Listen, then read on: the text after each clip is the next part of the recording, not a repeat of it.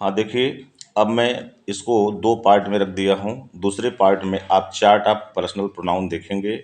जैसे सब्जेक्ट है, ऑब्जेक्ट है, पॉजेसिव केस है, सिंगुलर है, प्लूरल है, उसके बाद जेंडर। तो आई सब्जेक्ट होता है, इसका ऑब्जेक्ट मी होता है, पॉजेसिव केस माई और माइन होता है। ये सिंगुलर है। दूसरा जेंडर में यह जो है कॉमन जेंडर होता है। उसके बाद आगे देखिए, जैसे वी फर्स्ट पर्सन में आता है, वी और वी आल दोनों आते हैं। इसका ऑब्जेक्ट अस होगा और पॉजिटिव केस अवर और अवर्स होंगे। ये प्लूरल होता है, कॉमन होता है। सेकेंड पर्सन में देखिए, यू सब्जेक्ट है, यू ऑब्जेक्ट है, योर योर्स जो है पॉजिटिव केस है। यह जो है आपका कॉमन होता है। उसके बाद दाऊ है, दाऊ मीन्स तू होता है सिर्फ। इसका ऑब्जेक्ट दी होता है और इसका पॉजिटिव केस दाई और दाइन होता है। यह सिंगुलर होता है, कॉमन जेंडर होता है। थर्ड पर्सन में आप देख सकते हैं ही, हिम, हिज। यह सिंगुलर होता है, इसको मैस्कुलिन जेंडर कहते हैं। इसी तरह से सी का ऑब्जेक्ट हर होगा, पॉजिटिव केस हर और हर्ष होगा। ये भी सिंगुलर होता है, इसको फेमिनिन जेंडर कहते हैं। ईट का ऑब्जेक्ट ईट होगा, पॉजिटिव केस ईट और इट्स होगा। यह सिंगुलर होता है, इसको न्यूट्रल जेंडर कहते हैं। इसका प्रयोग छोटे वस्तुओं या छोटे बच्चे, छोटे पशु और न्यूट्रल जेंडर में प्रयोग किया जाता है। दे जो है, दे का ऑब्जेक्ट देम होगा, पॉजिटिव केस देयर और देयर्स होगा। यह प्लूरल फॉर्म में आता है, इसको कॉमन जेंडर कहते हैं। अब आप देख सकते हैं नोट में, यदि किसी वाक्य में तीनों पर्सन के कर्ता एक साथ आए हों तो उन्हें 231 यानी 231 के क्रम में रखना चाहिए तथा प्रथम कर्ता के अनुसार क्रिया तथा उसका प्रोनाउन लिखना चाहिए। जैसे राम, तुम और हम सब स्कूल जाते हैं।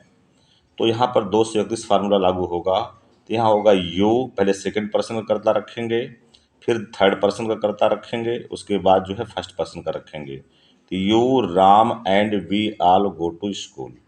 इसको 231 क्रम में रखा गया है। दूसरा देखिए, हम लोग व मीरा अपने कमरे में हैं। तो यहाँ पर क्या होगा कि अब 31 रूल लागू होगा।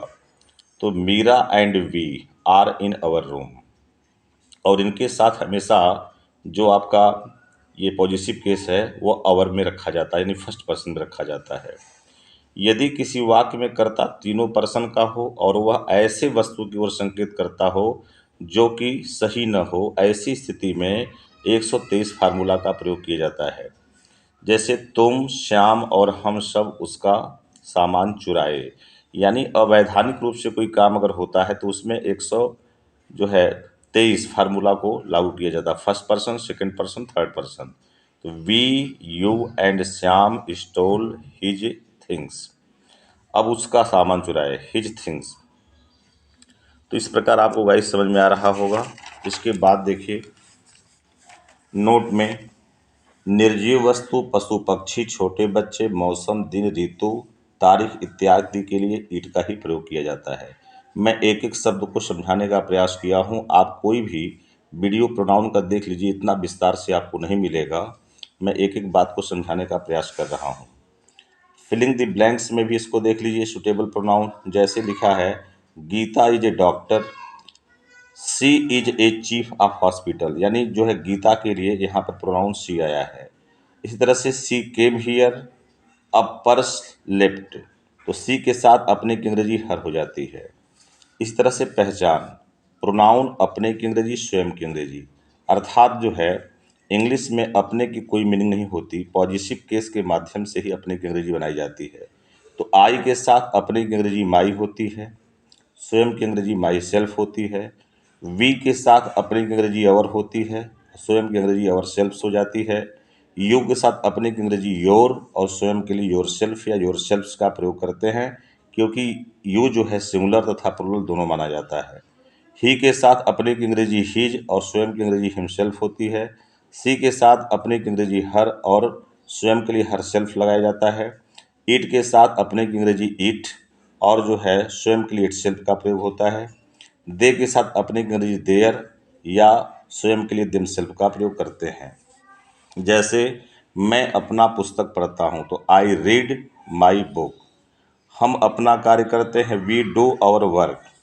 यह मेरी पुस्तक है, दिस इज माई बुक। वह स्वयं पढ़ती है, सी रीड्स हर सेल्फ। मैं स्वयं अपना कार्य करता हूँ, I do my work my self. इस तरह से मैं आपको पर्सनल प्रोनाउन के बारे में बताया।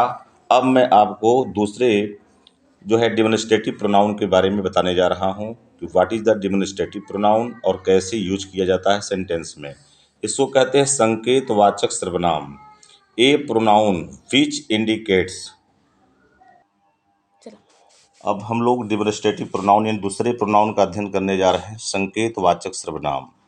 देखिए, a pronoun which indicates any person place or things is called the demonstrative pronoun. यानी वह प्रोनाउन जो किसी व्यक्ति, वस्तु व स्थान की ओर संकेत करते हैं उन्हें हम डिमोनिस्ट्रेटिव प्रोनाउन कहते हैं। यह संख्या में 4 होते हैं, जैसे दिस, दैट, दिज, दोज। तो यहाँ पर क्या है कि दिस और दैट क्या है, दिस का प्रयोग नज़दीक वस्तु के लिए, दैट का प्रयोग दूर वस्तु के लिए। दिस का बहुवचन दिज होता है, दैट का बहुवचन दोज होता है। आप यहाँ प्रयोग से देख सकते हैं, जैसे दिस इज ए चेयर, यह नियर वस्तु को दिखलाता है।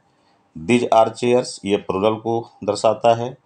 दैट इज ए चेयर, यह जो है दूर के लिए है। और दो जिसका बहुवचन होता है यह भी दूर के लिए है, दैट आर चेयर्स। नोट में देखिए, मैं एक एक बात को समझाने का प्रयास किया हूँ, इतना विस्तार से आपको प्रोनाउन कहीं नहीं मिलेगा। देखिए, जब दिस, दैट, दिज, दोज के बाद कोई वर्ब आता है तो वह डिमोनिस्ट्रेटिव प्रोनाउन कहलाता है। बहुत अच्छी बात यह है कि जब दिस, दैट, दिज, दोज के बाद कोई वर्ब आता है तो डिमोनिस्ट्रेटिव प्रोनाउन कहलाता है। यदि दिस, दैट, दिज, दोज के बाद कोई नाउन आता है तो वह डिमोनिस्ट्रेटिव एडजेक्टिव कहलाता है। इसको आप प्रयोग से देख सकते हैं। यहाँ पर डिमोनिस्ट्रेटिव प्रोनाउन है तथा उधर डिमोनिस्ट्रेटिव एडजेक्टिव है। दोनों में क्या अंतर है? दिस इज ए गर्ल, यहाँ देख सकते हैं कि दिस के बाद वर्ब आया है, इसलिए दिस क्या हो गया, डिमोनिस्ट्रेटिव प्रोनाउन हो गया। और दिस के बाद जो है यहाँ पर नाउन आया है तो यह डिमोनिस्ट्रेटिव एडजेक्टिव हो गया। इसी तरह से दिज आर बॉयज, अब दिज क्या है यहाँ पर डिमोनिस्ट्रेटिव प्रोनाउन है क्योंकि इसके बाद आर आया हुआ है, वर्ब है। दिज बॉयज, अब दिज के बाद बॉयज नाउन आ गया है तो ये डिमोनिस्ट्रेटिव एडजेक्टिव हो गया।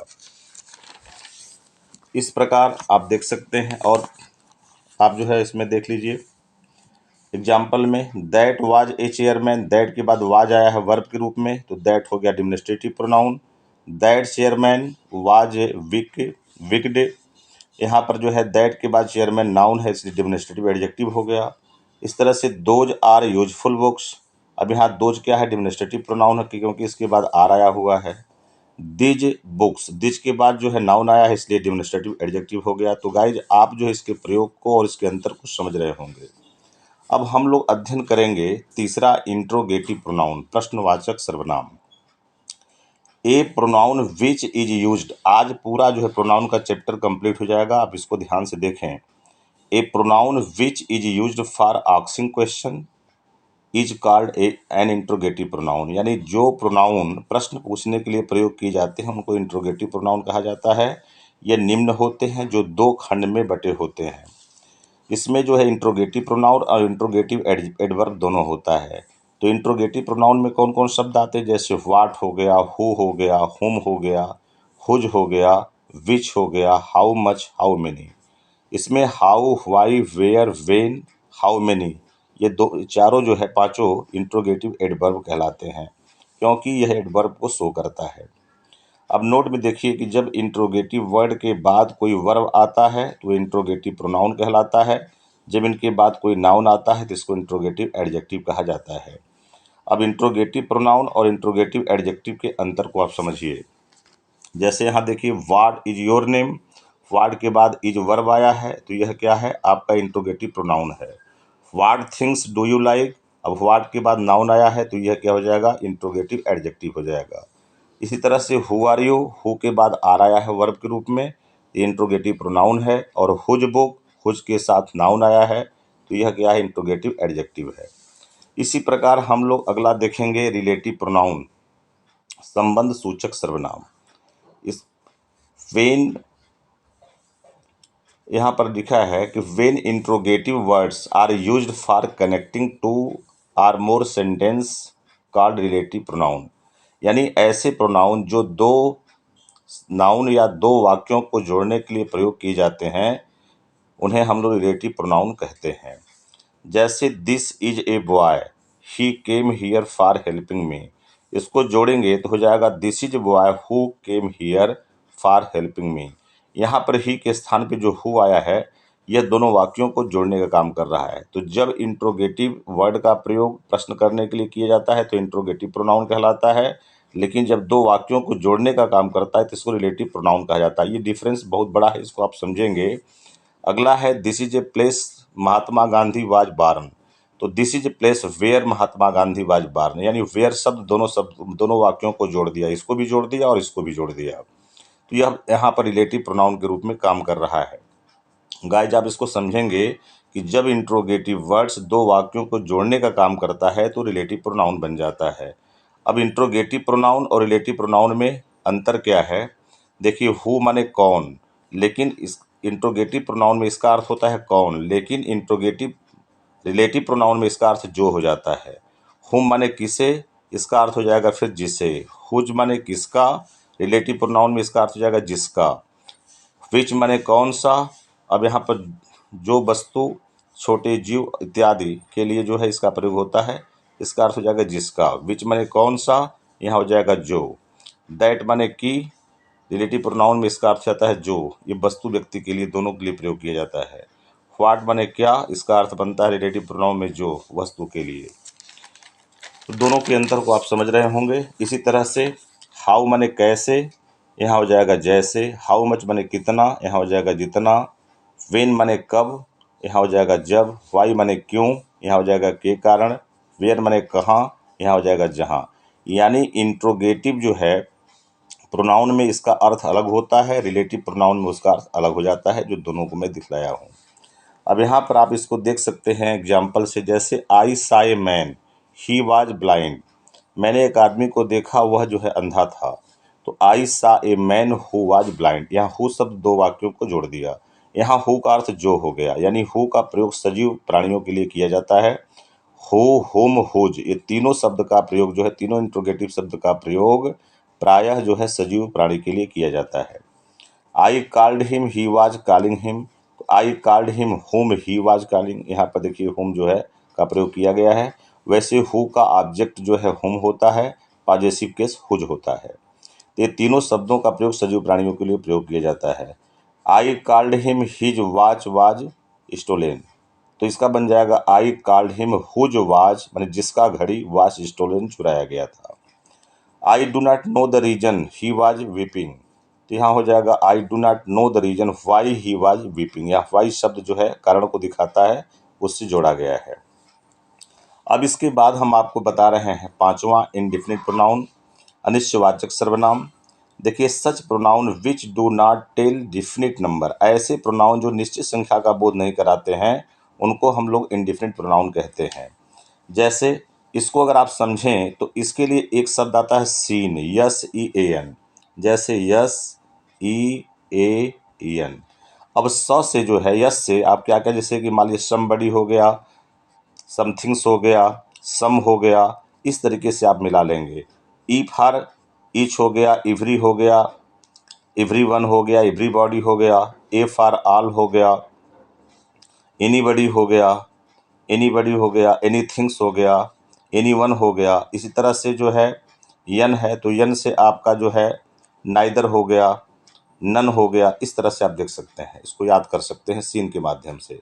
वैसे मैं यहाँ लिख दिया हूँ, वन माने कोई, नन माने कोई नहीं, दे माने वे सब, आल सभी, many few, other some, anythings nothings, somethings someone, anybody nobody. अर्थात जितने शब्द यहाँ दिखाई दे रहे हैं सब के सब इंडेफिनिट प्रोनाउन हैं, क्योंकि निश्चित संख्या का बोध नहीं कराते हैं। इस प्रकार आप देख सकते हैं कि समवन इज एब्यूजिंग, कोई गाली दे रहा है, निश्चित संख्या का बोध नहीं करा रहा है, इसको इंडेफिनिट प्रोनाउन कहेंगे। ऑल आर लाफिंग, सभी हंस रहे हैं, लेकिन निश्चित संख्या का बोध नहीं करा रहा है। नोट में देखिए, वन का अर्थ एक होता है, यह किसी एक वस्तु या व्यक्ति के लिए प्रयोग किया जाता है। इसके साथ सदा अपने की अंग्रेजी वंस लिखी जाती है। सबसे इंपॉर्टेंट चीज़ होती है, वन के साथ जैसे यू के साथ अपने की अंग्रेजी योर होती है, ही के साथ हिज होता है, वैसे वन के साथ अपने की अंग्रेजी वंस होती है। जैसे एग्जाम्पल में देख सकते हैं कि one should do once duty, प्रत्येक को अपना कर्तव्य निभाना चाहिए। दूसरा है एनीवन तथा नन का प्रयोग दो से अधिक वस्तु या व्यक्ति के लिए किया जाता है, जबकि वाक्य में जेंडर का वास्तविक ज्ञान न हो तो उसे मैस्कुलिन जेंडर मानकर लिखना चाहिए। अगर एनीवन वगैरह दिया है, नन दिया है, अगर वहाँ पर आपको क्लियर नहीं हो रहा है कौन सा जेंडर है तो उसको मैस्कुलिन जेंडर मान लेना चाहिए। जैसे एनीवन इज कमिंग, कोई आ रहा है, ही इज ए डॉक्टर, वह डॉक्टर है, तो ही शब्द क्या हुआ, मैस्कुलिन मान करके प्रयोग किया गया। जैसे anyone can do this if he tries, यहाँ पर देखिए एनीवन शब्द आया है, इसका क्लियर संख्या का बोध नहीं हो रहा है, इसको हमने प्लुरल मैस्कुलिन जेंडर मान लिया, ही ट्राइज। इसी तरह से सम का प्रयोग अफर्मेटिव तथा इंट्रोगेटिव सेंटेंस में किया जाता है तथा एनी का प्रयोग निगेटिव तथा इंट्रोगेटिव सेंटेंस में किया जाता है। जैसे आई हैव सम मिल्क, देखिए अफर्मेटिव में इसका प्रयोग है। हैव यू सम बुक्स, इसका जो है तो अफर्मेटिव या इंट्रोगेटिव में किया जाता है और एनी का प्रयोग हमेशा नेगेटिव में किया जाता है। I have not any book या हैव यू एनी पेन। इस तरीके से